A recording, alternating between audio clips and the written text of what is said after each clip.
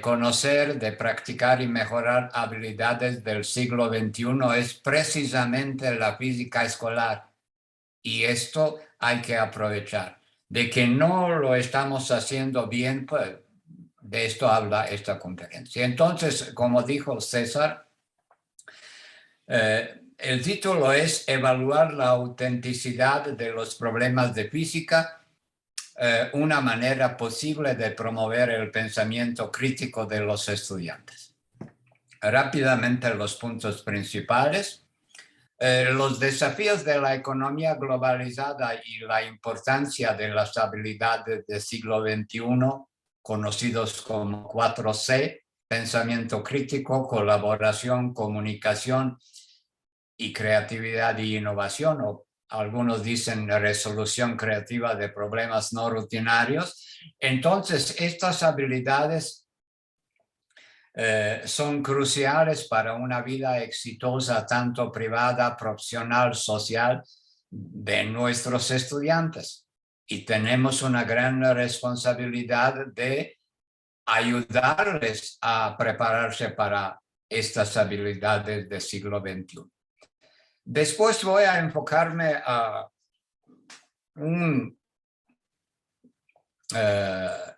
aspecto de estas habilidades del siglo XXI, que es pensamiento crítico. ¿Cuál es la situación? De hecho, se puede hablar de una crisis general desde ya hace años, pero últimamente ya se está enfatizando esto mucho. Y más particularmente la situación en la enseñanza de la física. Voy a hablar de análisis de las situaciones que aparecen en los problemas contextualizados que les gustan tanto a muchos autores de libros de texto, pero voy a hablar cómo usar estas situaciones artificialmente contextualizadas para promover el pensamiento crítico de los estudiantes. Y voy a hablar con unos detalles, no puedo presentar todo, qué hicieron los estudiantes en el curso, que tiene este título, Desarrollo de habilidades de pensamiento complejo, donde cabe perfectamente bien enseñar qué es el pensamiento crítico y cómo ejercerlo, y mucho más importante, cómo mejorarlo. Muy bien, rápidamente lo que se sabe, que hay grandes cambios en la economía globalizada, los robots y máquinas realizan cada día más trabajos rutinarios, pues esto es una alerta para las personas que toman el futuro a la ligera.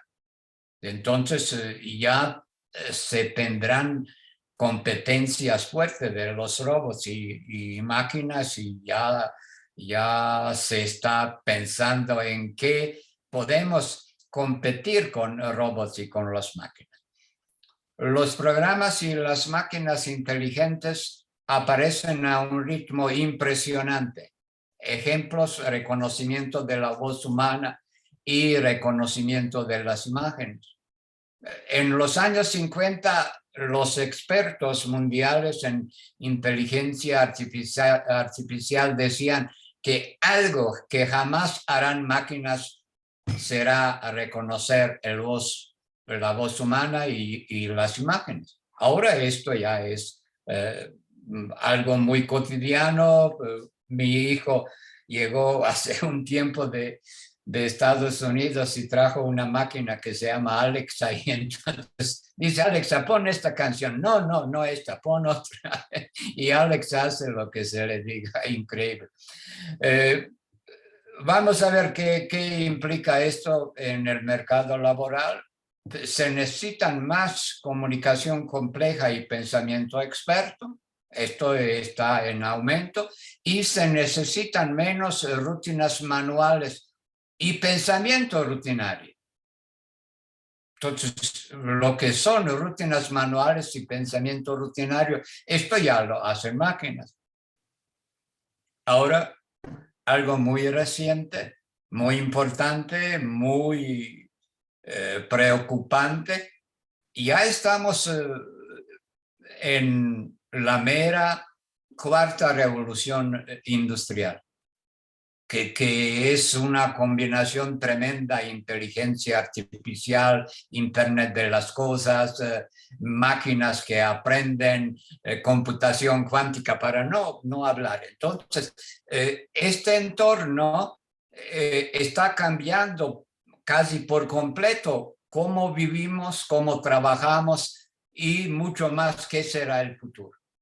Ahora, este famoso Foro Económico Mundial que se realiza cada año en Davos, en Suiza, ellos se dedican y casi cada año presentan un análisis del futuro de los trabajos. Y ahora fíjense bien, esto es una proyección de las 15 habilidades más importantes para el año 2025. Pensamiento analítico e innovación. Fíjense bien, aprendizaje activo y las estrategias de aprendizaje. Ya es en la segunda posición, y ahora ya es muy verdad lo que dijo hace tiempo un libro que tenía título "Aprendes o mueres". Si perdemos la habilidad de aprender cada día más rápido, pues estamos perdidos. Entonces, algo tan importante casi no se practica de manera científica en la enseñanza, no solamente en física, sino en todos tipos de enseñanza. Resolución de problemas complejos, y aquí estamos: pensamiento crítico y análisis. Esto es algo que las personas que piensan en su futuro deben conocer, deben practicar y, como dije, mejorar.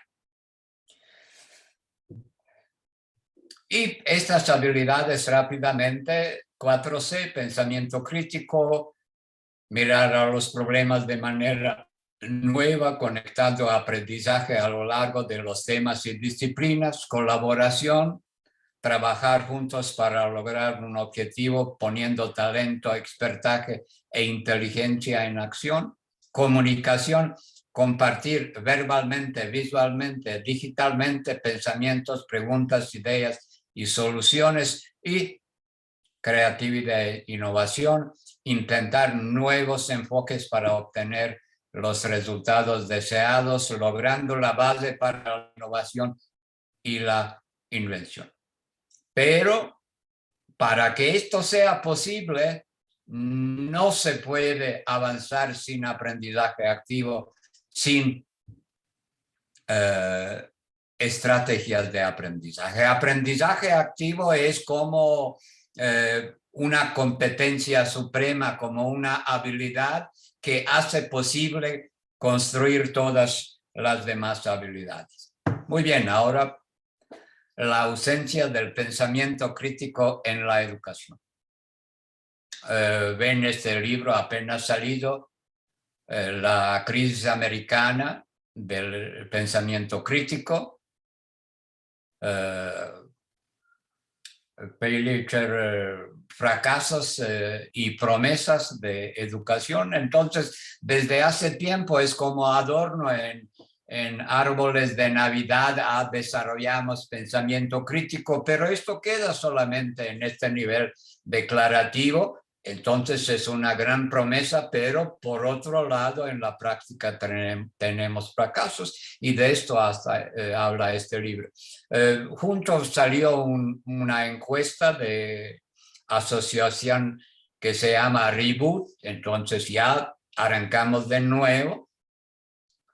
Se publicó año pasado. 96% de los entrevistados entre educadores y las personas del mundo del negocio, piensan que el pensamiento crítico es extremadamente o muy importante, pero a la vez dicen que 86% que las habilidades de pensamiento crítico faltan en la educación. Y algo aún peor, cuando se va con los maestros, entonces ya tienen una controversia básica sobre el orden de presentación y la relación entre los hechos básicos y el pensamiento crítico.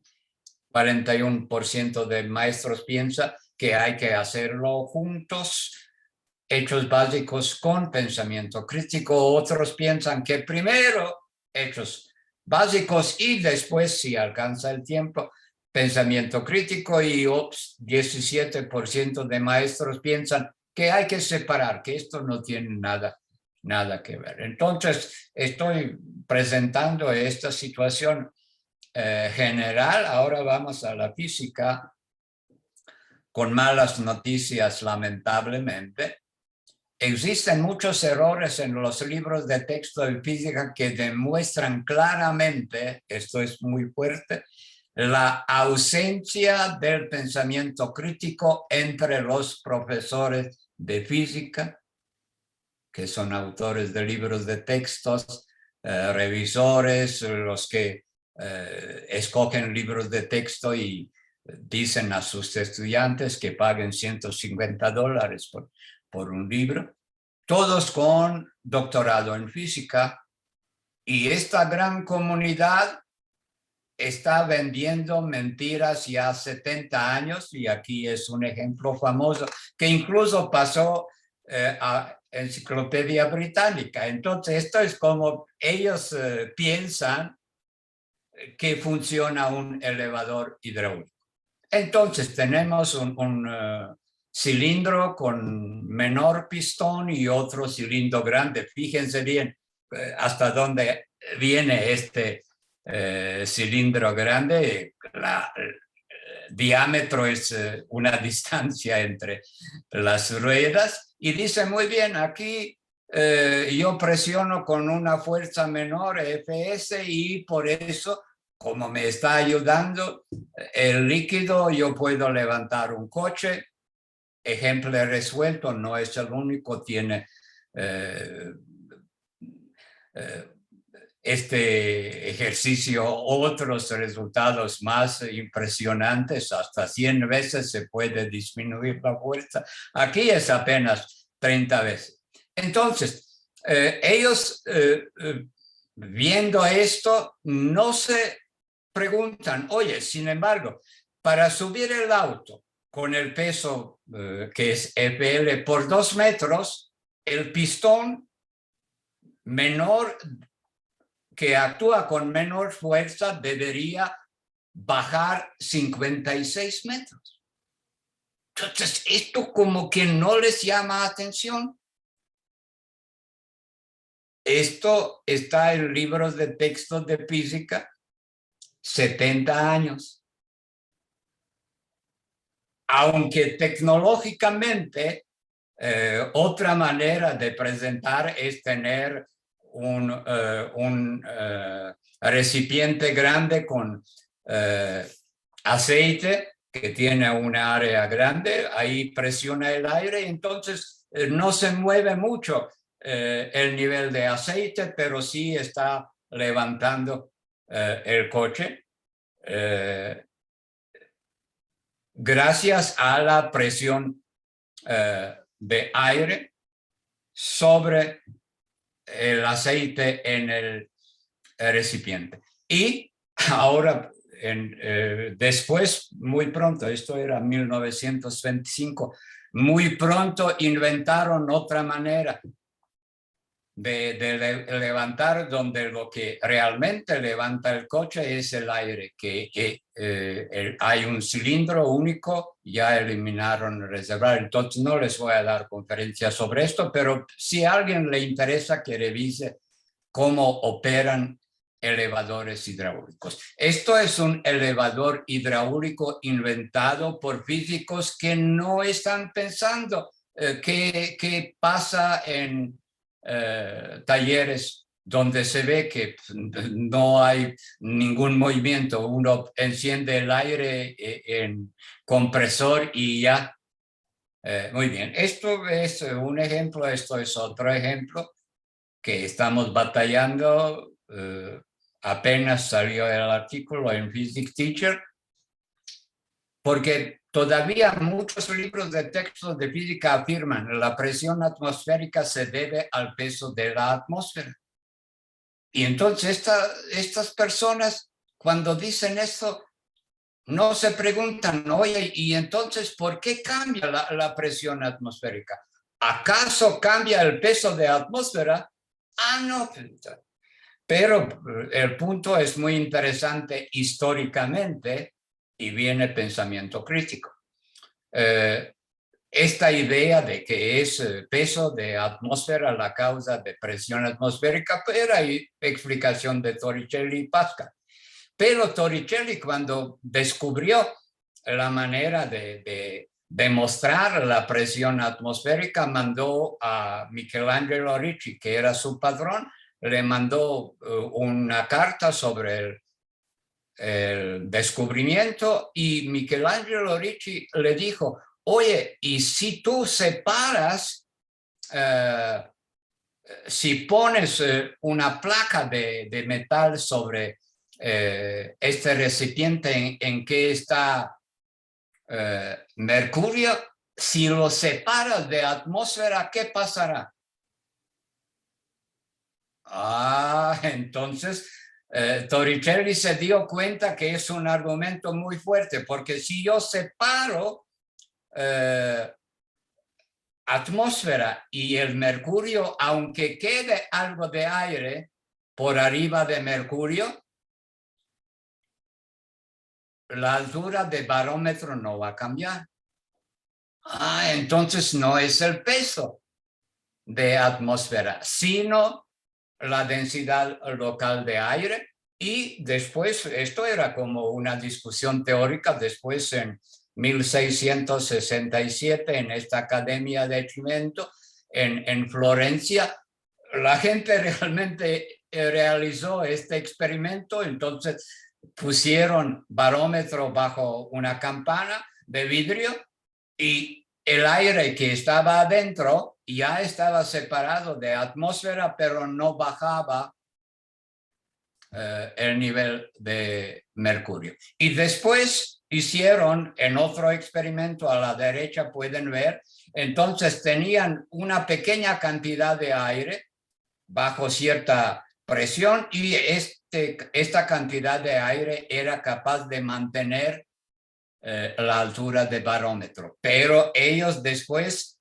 hicieron que expande este aire, o lo calentaban o lo enfriaban, y demostraban de que el barómetro registraba lo que está pasando en este pequeño espacio encerrado, lo que quiere decir que atmósfera como peso no tiene influencia. Claro, ahora porque existen diferencias de densidad, pues tenemos moléculas en movimiento caótico, y porque están en campo gravitacional, pues entonces se distribuyen moléculas formando diferentes densidades. Entonces, estos dos ejemplos les están dando una idea de que no estamos pensando suficientemente, usando pensamiento crítico sobre las cosas que estamos enseñando a los estudiantes. Y voy a terminar malas noticias con este estudio de Laurence Viennot y Nicolas Decamps de Francia, que tomaron un texto que fue para alumnos de 10º grado y dieron este texto a 23 estudiantes de doctorado que enseñan en la universidad, 10 profesores universitarios y 38 maestros de niveles preuniversitarios, preguntando, oye, ¿y aquí hay algo cuestionable, algo sobre que se deberían levantar preguntas y nadie se dio cuenta de que se tiene un globo de helio a 40.000 metros, de que no hay atmósfera. Y entonces, ¿cómo puede ser de que se levante hasta 40.000 metros una cápsula con globo de helio? Entonces, esta es una ausencia tremenda del pensamiento crítico. Muy bien, ahora buenas noticias. Primer autor que yo conozco que comenzó sobre el tema cómo invitar a pensamiento crítico era Paul Peter Hurone, que inventó problemas con resultados irrazonables. Entonces él tiene una sección con resultados irrazonables, pone en formato tradicional el problema, pero inventa datos para que el resultado salga irrazonable, y entonces los estudiantes dicen, muy bien, esto es irrazonable, por eso hizo eso y eso. Pero aquí lo que me llama la atención, él dijo, todos los demás problemas en el texto producen resultados razonables. Quiere decir, aquí tienes tu oportunidad de pensamiento crítico, pero no la uses en otros ejemplos. Aquí hay un ejemplo de Paul Peter Hurone y es una montaña, una persona a 10 kilómetros, y montaña lo atrae con una fuerza gravitacional que es 2% de su peso, calcula la masa de la montaña, compara la masa de montaña con la masa de tierra completa, qué es lo que no encuadra bien de este resultado y cuáles ideas son poco razonables o inconsistentes. Y entonces aquí se da que esto es una masa que el alumno, ¿cómo puede evaluar? Pues tiene que creer, calculó, y que es un porcentaje grande, dice, de la masa de la Tierra. Otra vez, ¿cómo se sabe esto? Y que la fuerza gravitacional es muy grande. Aunque yo, para mi gusto, no pondría yo tanto cálculos, sino preguntando de qué manera puedes demostrar que no es razonable creer que una montaña a 10 kilómetros puede atraerte con 2% de tu peso. Pues entonces un estudiante que es creativo diría, muy bien, ¿no? Entonces si yo me acerco a 1 kilómetro, esta fuerza debería aumentar 100 veces, entonces esta atracción sería 200, entonces sería 2 veces mayor que mi peso. Entonces esto es un intento bueno de Hurone, aunque se puede mejorar, y lo que me agrada es que el libro famoso de Serva y Jewett introducieron algo similar también, casos donde dice situaciones imposibles, y aquí es un ejemplo. Partiendo del reposo, un rinoceronte se mueve 50 metros en línea recta en 10 segundos. Su aceleración es constante durante todo el movimiento y su rapidez final es de 8 metros por segundo. Ventaja de este diseño es mejor, porque no se dice qué calcular. El estudiante debe inventar qué calcular, y después cómo lo que calcula, cómo hace que la situación sea imposible. Pero otra vez, para mi gusto, aquí cuando el estudiante dice, muy bien, entonces se mueve 50 metros en 10 segundos, calculo la aceleración, oye, mira, me sale 1 metro por segundo al cuadrado, y si se mueve 10 segundos, entonces su velocidad final debería ser 10 metros y aquí me dice que es 8 metros, entonces por eso es imposible. Pero aquí la imposibilidad es la inconsistencia de los datos que se están manipulando. No se acude al mundo real, porque resolviendo esto, el estudiante no va a decir muy bien, entonces a lo mejor rinoceronte no puede moverse con 8 metros por segundo. Entonces, ¿a qué sería la máxima velocidad de rinocerontes y todo eso? Entonces, como que todo queda dentro de lo calculado y no se acude al mundo real. Muy bien, entonces lo que a mí me interesa es aumentar la autonomía de los estudiantes en la activación del pensamiento crítico. Estos diseños de Eurone y Survey y Jewett son buenos y son pasos en la dirección correcta. Pero como dije, sin embargo, en el caso de Survey, Jewett, los estudiantes pueden concluir, o en el caso de Eurone, estar instruido que en los problemas sin etiqueta de alerta todo está bien y que no hay necesidad de activar el pensamiento crítico. Lo deseable, desde mi punto de vista, por supuesto, es promover la idea que el pensamiento crítico debe ser activado en cada paso de resolución de cada problema, especialmente cuando se trata de los problemas contextualizados. Y estos problemas encantan a los físicos. Y las preguntas de investigación ya se hizo en 2017. Resultados, algunos se presentan aquí, pero hay un artículo que voy a mencionar donde se tiene una presentación más detallada. Entonces, las preguntas que yo me preguntaba, ¿cómo hacer tal activación y cuál es el desempeño de los estudiantes? Aquí están mis estudiantes y yo puse esta camisa porque la tengo en la foto. Todavía es usable y yo supongo también soy usable después de 4 años. Curso, como dije, desarrollo de habilidades del pensamiento complejo. Muy bien, y entonces yo comienzo dándoles ideas generales cómo deberían ser auténticos problemas escolares. Es una taxonomía de Toruf Palm de Suecia.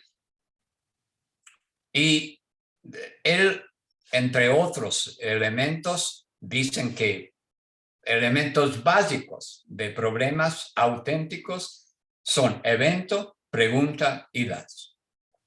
El evento debe ser un acontecimiento común en una profesión o una situación que podría suceder en el mundo real. Entonces, no debemos inventar cosas como van a ver más adelante, sino tratar de conectar lo que estamos enseñando con el mundo real.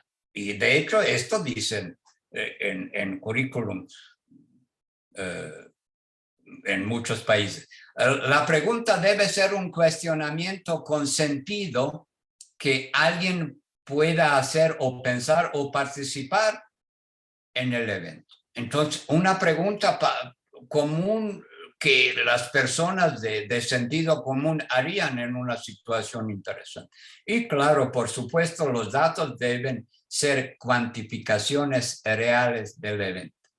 No podemos inventar datos. Una contextualización artificial violenta al menos uno de estos elementos. Muchas violentan todos los elementos, y evento, y la pregunta, y los datos. Aquí viene un ejemplo de la contextualización artificial.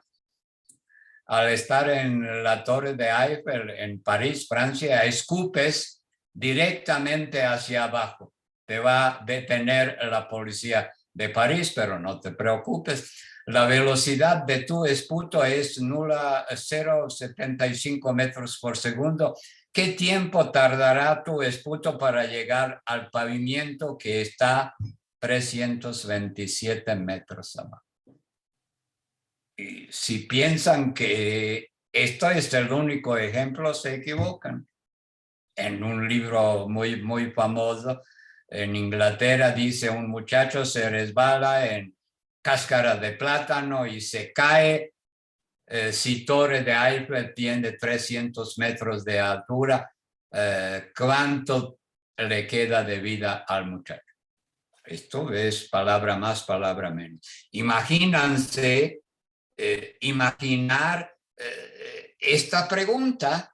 ¿Quién normal preguntaría esto? ¿Cuánto de vida le queda a muchacho? Porque esta pregunta no tiene mucho sentido. Claro, tiene mucho sentido si uno dice, cuando cae en el cielo, en este momento muere, pero puede morir antes, puede morir después, quién sabe. Entonces, hay otro ejemplo, que estás en la primera plataforma y estás tirando un melón hacia abajo y tu amigo Pierre lanza una flecha desde el suelo. Si la velocidad de la flecha es tal, ¿en qué altura se van a encontrar el melón que tú estás tirando hacia abajo y la flecha que lanza tú? Increíble, no estoy inventando, y entonces esto no es el peor ejemplo. Muy bien, entonces con este tipo de contextualizaciones artificiales yo trato de despertar a la curiosidad de los estudiantes si ellos pueden encontrar algo similar en su libro de texto de Halliday Resnick que están usando, y encontrar algo similar a estas tonterías. Muy bien, entonces este es el libro, que es 8ª edición, de Halliday Resnick y Walker, Fundamentos de Física, y la tarea para estudiantes era analizar los problemas contextualizados y detectar los que son artificialmente contextualizados, justificando qué elemento, el evento, pregunta o dato se viola, y el número de casos reportados debería ser 5. Entonces ellos tenían 2 semanas para ir analizando, ver este libro que ellos están usando en mecánica, pero sin activar pensamiento crítico, y resultados son 7 de cada 10 estudiantes realizaron la tarea, no todos, 120 problemas que muchos se repiten, y la calidad de las tareas fue muy variada. Unos solamente presentaban problemas sin decir por qué son artificialmente contextualizados. Otros sí se animaron mucho, presentaban argumentos detallados y muchas veces, lo que me encantaba, buscaban los datos reales en la internet para apoyar sus argumentos. Excelente. Ya, quiero ver si esto lo que me dice es cierto. Esto no hacen normalmente, pero en este caso sí lo hacen. El último comportamiento no se le ocurre a los autores, revisores y adaptadores. Ahora casi no hay dato que uno no puede encontrar si busca inteligentemente en internet, pero datos reales de que alguien hizo la medición,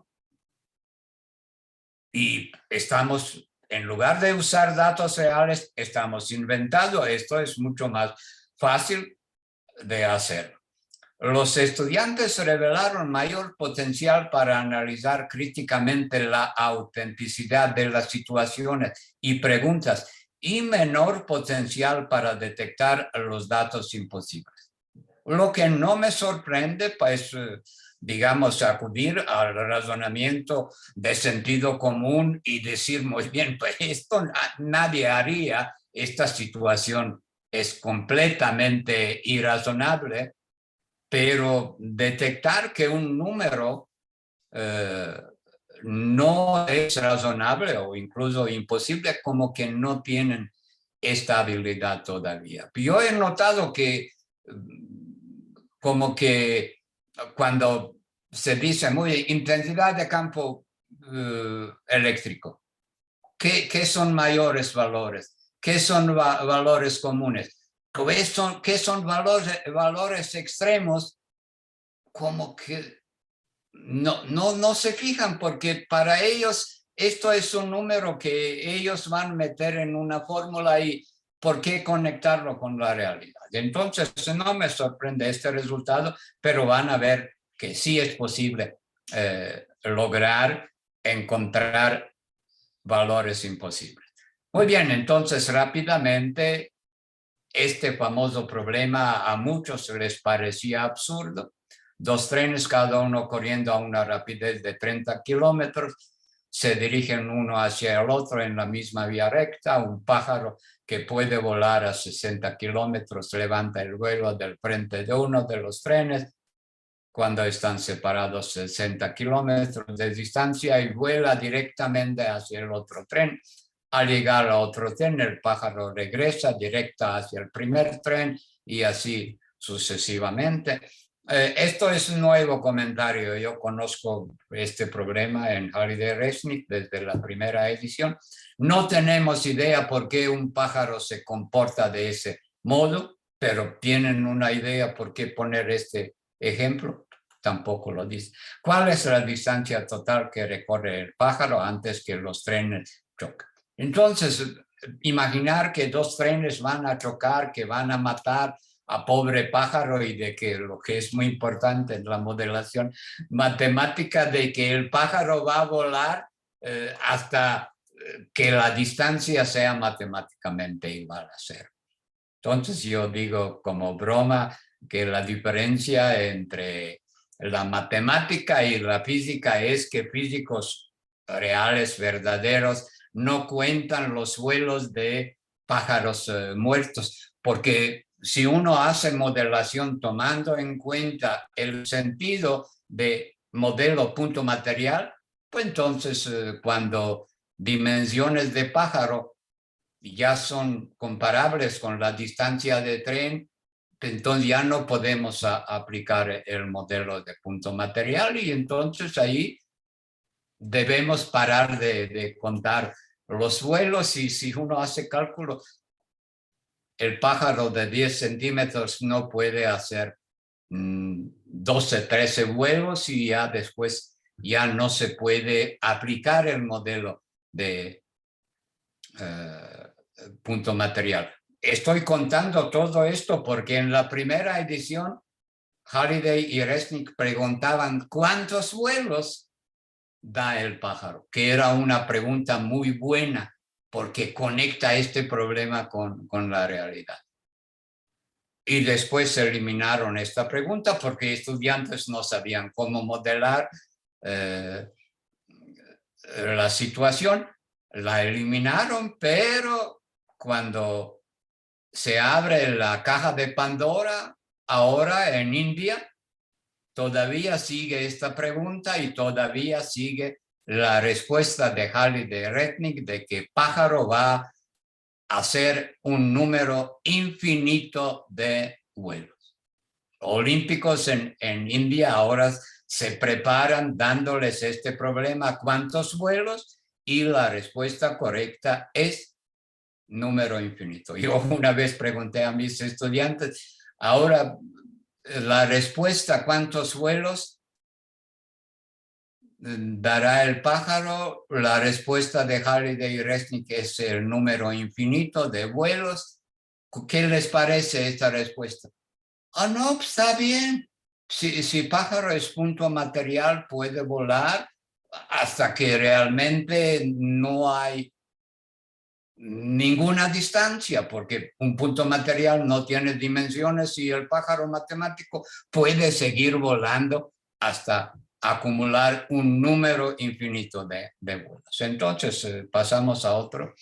Este es muy bueno porque parece que imaginan que los estudiantes de física son unos seres Yo sí, tenemos supernaturales. 10 minutos para concluir Ah, muy la bien, sesión. entonces, perfecto. Entonces, aquí pueden ver la locura de que una persona puede recordar, conocer cómo se mueve el coche y después ya muy bien. Entonces, estos son dos ejemplos del mismo libro que hacen los estudiantes. Este es especialmente bueno. Un estudiante enloquecido por los exámenes finales utiliza una fuerza P de magnitud 80 newtons y ángulo θ de 70 grados para empujar un bloque de 5 kilos por el techo de su cuarto.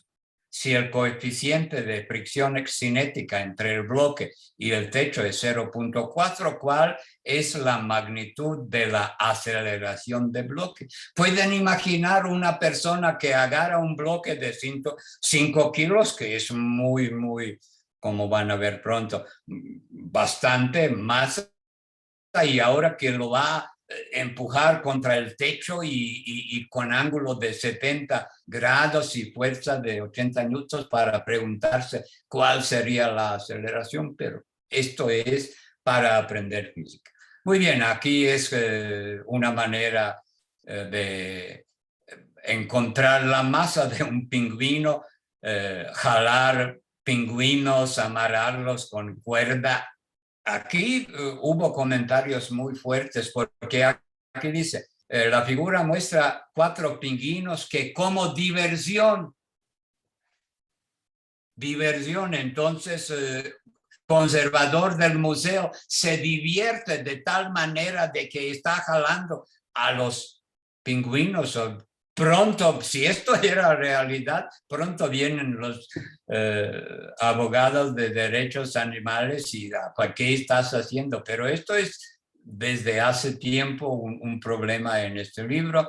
Esto es un vuelo peligroso. Fíjense, altura es 35 metros, velocidad 1.300 kilómetros en hora y ahora, ¿cuánto tiempo pasará si el piloto no cambia el rumbo para que se estrella el avión en el suelo? Entonces, estrellar un avión contra el suelo y calcular en qué tiempo pasará esto. Yo no sé cómo llamar esto. Otro coeficiente de fricción entre huevos revueltos y un teflón, pues 0.04 calculado sale 2 grados y esto es muy bueno. Un estudiante dice, voy a ver si esto es cierto lo que me dice el libro. Esto seguramente jamás hizo antes, pero en este contexto se hizo y encontró de que debe ser por lo menos 45 grados, entonces que no puede ser un coeficiente de fricción tan pequeño. Y ahora llegamos a resultados más importantes de la investigación. Esto es un problema que encontró un estudiante. ¿Cuál es la rapidez terminal de una pelota esférica de 6 kilos que tiene un radio de 3 centímetros y un coeficiente de arrastre de 1.60? La densidad de aire es tal. Y estudiante dice, esto me encantó, lo más raro son las dimensiones de la pelota. Es muy pequeña, pues son 6 centímetros para pesar tanto, a menos que esté hecha de un material muy pesado. Entonces, fíjense, esto es 6 kilos. Aquí está una pesa no de 6 kilos, sino de 5 kilos. Conozco bien estas piezas. Yo ayudaba a mi padre que reparaba básculas de llevar. Esto ya es un esfuerzo, ya se ven dimensiones. Esto es 5 kilos, no es de 6 kilos.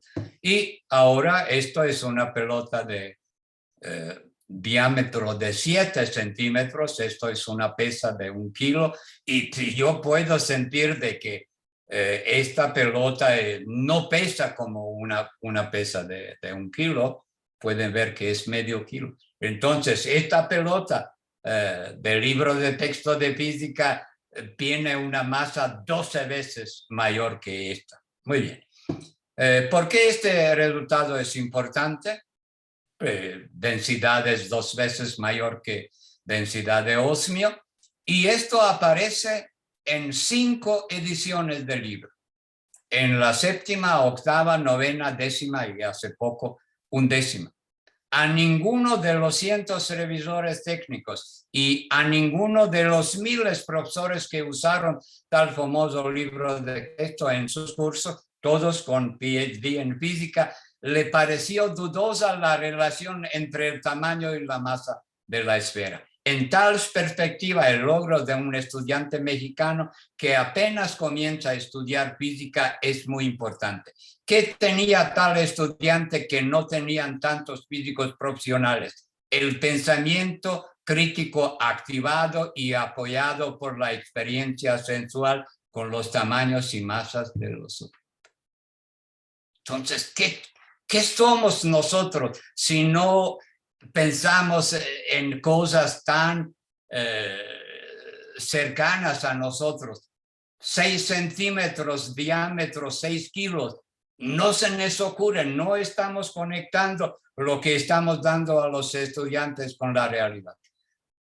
Los estudiantes tienen potencial para ejercer el pensamiento crítico en el análisis de la autenticidad de los problemas contextualizados. Para activarlo hay que darles unos ejemplos de las muchas contextualizaciones artificiales que existen en los libros de texto de física. Especialmente son importantes los ejemplos en que los físicos, al escribir los libros de texto, hacen algo que jamás harían en su trabajo profesional: inventar los valores de las cantidades físicas. Para que el pensamiento crítico sea una actitud rutinaria, hay que fomentarlo mediante la política de evaluación, dando puntos importantes para cada valor imposible detectado en los problemas que aparecen en sus libros de texto de física.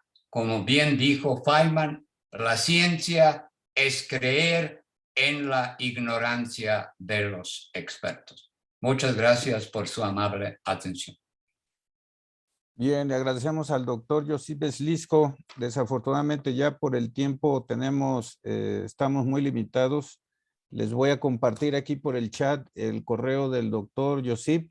Ahí lo tienen también ustedes en la diapositiva para poder dirigir ya personalmente alguna pregunta sobre este tema tan interesante, ¿no? De los problemas de física descontextualizados. Pues agradecemos mucho, Josip, tu participación, y a todos ustedes por su presencia en este webinar. Muchas gracias. Hasta Muchas luego. gracias a todos y mil disculpas porque me encanta el tema, entonces me extendí demasiado. Que tengan una tarde inolvidable.